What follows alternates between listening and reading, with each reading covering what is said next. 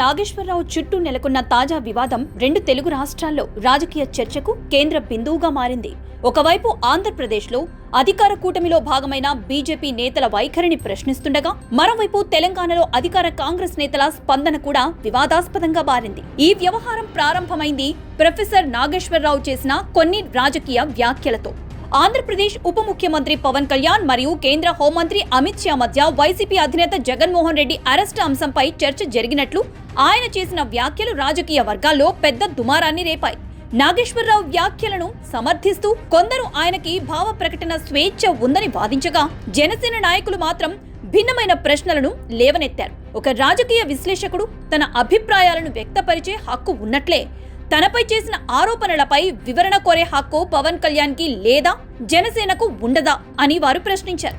ఈ నేపథ్యంలో జనసేన నేతల నుంచి తీవ్ర అభ్యంతరాలు వ్యక్తం కావడంతో నాగేశ్వరరావు తన వ్యాఖ్యలను వెనక్కి తీసుకుంటున్నట్లు ప్రకటించారు. దీంతో వివాదం ముగిసినట్లే కనిపించినప్పటికీ అనూహ్యంగా తెలంగాణ కాంగ్రెస్ ఎమ్మెల్యే మందుల సామెల్ చేసిన వ్యాఖ్యలు మరో కొత్త వివాదానికి దారితీశాయి. తెలంగాణ రాజకీయ మేధావిని అరెస్టు చేసేందుకు ఆంధ్రప్రదేశ్ పోలీసులు ప్రయత్నిస్తున్నారని ఆరోపించిన సామెల్ ఆంధ్రప్రదేశ్ ముఖ్యమంత్రి చంద్రబాబు నాయుడు మరియు ఉప ముఖ్యమంత్రి పవన్ కళ్యాణ్ పై వ్యక్తిగత విమర్శలు చేశారు. అంతేకాకుండా హైదరాబాద్ లో నివసించే ఆంధ్రప్రదేశ్ నాయకులపై కూడా ఆయన చేసిన వ్యాఖ్యలు రాజకీయంగా తీవ్ర చర్చకు కారణమయ్యాయి. దీంతో మొదట రాజకీయ ఆరోపణలతో ప్రారంభమైన ఈ వివాదం ప్రాంతీయ కోణాన్ని సంతరించుకుంది. నాగేశ్వరరావు వర్సెస్ జనసేనగా ప్రారంభమైన వ్యవహారం క్రమంగా కాంగ్రెస్ వర్సెస్ కూటమి రాజకీయ పోరుగా మారింది. ఈ వ్యాఖ్యల అనంతరం తెలంగాణలో ప్రాంతీయ భావజాలం మరోసారి రాజకీయ చర్చకు కేంద్ర బిందువైంది.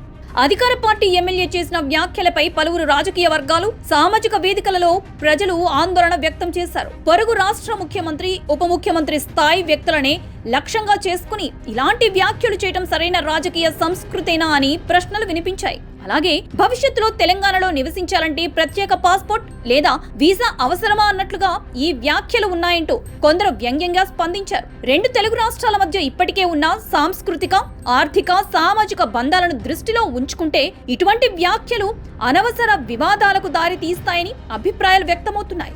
ఈ ఘటన మరోసారి రెండు తెలుగు రాష్ట్రాల రాజకీయాల్లో ప్రాంతీయ భావోద్వేగాల వినియోగంపై చర్చకు తెరతీసింది. వ్యక్తుల మధ్య రాజకీయ విభేదాలను ప్రాంతాల మధ్య విద్వేషాలుగా మార్చే ప్రయత్నాలు ఎంతవరకు సమంజసం అనే ప్రశ్న రాజకీయ వర్గాల్లో వినిపిస్తోంది.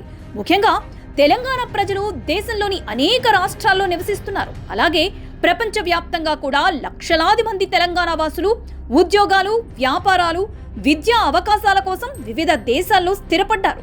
అలాంటి పరిస్థితుల్లో ఇతర రాష్ట్రాలు లేదా ఇతర దేశాల్లో ఎవరైనా తెలంగాణ ప్రజల పట్ల ఇలాంటి ప్రాంతీయ వ్యాఖ్యలు చేస్తే దానిని తెలంగాణ సమాజం ఎలా స్వీకరిస్తుంది అనే ప్రశ్న కూడా తలెత్తుతోంది.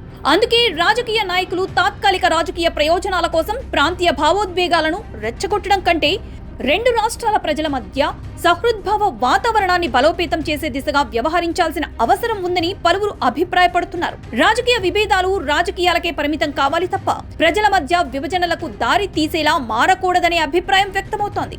మరోవైపు తెలంగాణ అభివృద్ధి, పెట్టుబడుల ఆకర్షణ, ఉపాధి అవకాశాల సృష్టి వంటి కీలక అంశాలపై ప్రభుత్వం మరియు రాజకీయ పార్టీలు దృష్టి సారించటం రాష్ట్ర ప్రయోజనాలకు మరింత ఉపయోగకరమనే అభిప్రాయం కూడా వినిపిస్తోంది. ప్రాంతీయ వివాదాల కంటే అభివృద్ధి రాజకీయాలే ప్రజలకు ఎక్కువ మేలు చేస్తాయనే వాదన బలంగా వినిపిస్తున్న నేపథ్యంలో ఈ వివాదం రాజకీయ నాయకులకి కూడా ఒక పాఠంగా నిలుస్తుందా అన్నది చూడాల్సి ఉంది. ఈ వివాదం ఇక్కడితో ముగుస్తుందా లేక మరింత రాజకీయ వేడిని పెంచుతుందా అనేది రానున్న రోజుల్లో స్పష్టమవుతుంది.